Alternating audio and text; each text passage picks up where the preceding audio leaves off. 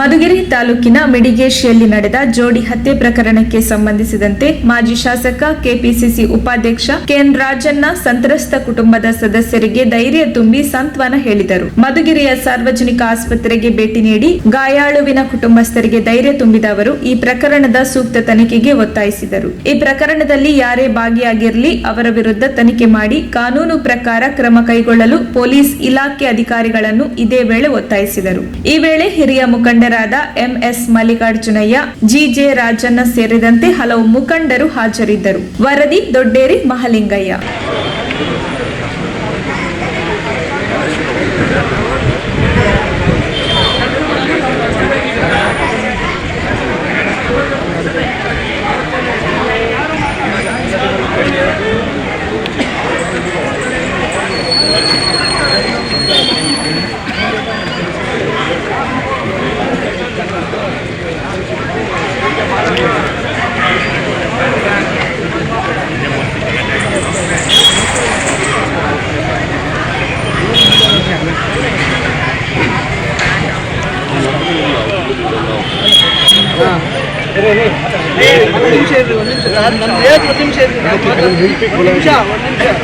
ಒಂದು ನಿಮಿಷ